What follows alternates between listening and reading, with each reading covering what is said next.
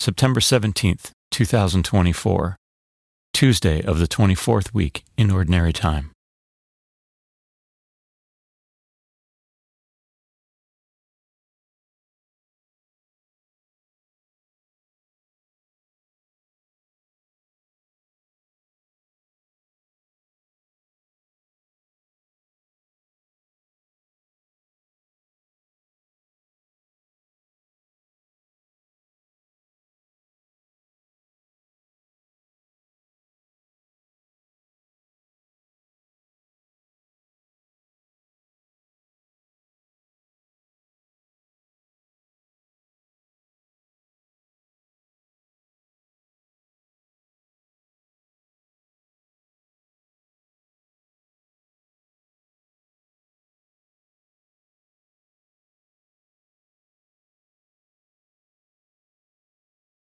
A reading from the first letter of St. Paul to the Corinthians.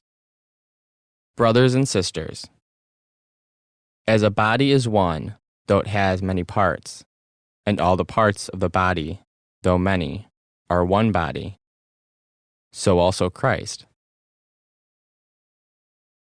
For in one Spirit we were all baptized into one body, whether Jews or Greeks, slaves or free persons, and we were all given to drink of one Spirit. Now the body is not a single part, but many. Now you are Christ's body, and individually parts of it.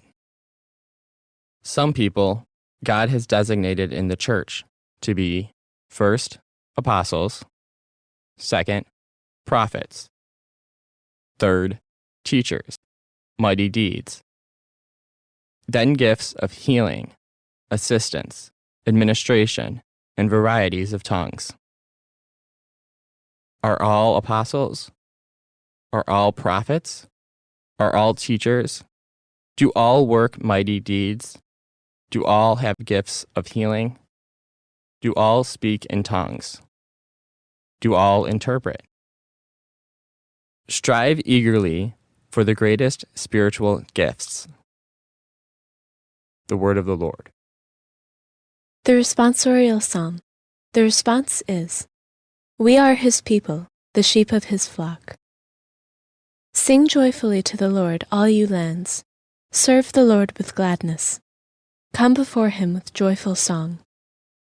We are his people, the sheep of his flock. Know that the Lord is God. He made us, his we are, his people, the flock he tends. We are his people, the sheep of his flock.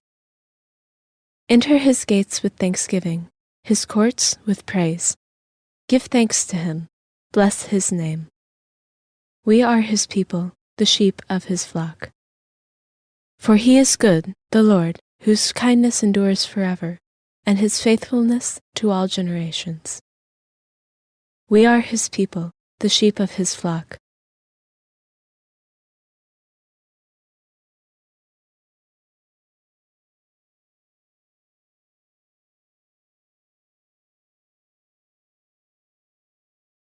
A reading from the Holy Gospel according to Luke. Jesus journeyed to a city called Nain, and his disciples and a large crowd accompanied him. As he drew near to the gate of the city, a man who had died was being carried out, the only son of his mother, and she was a widow. A large crowd from the city was with her. When the Lord saw her, he was moved with pity for her and said to her, "Do not weep."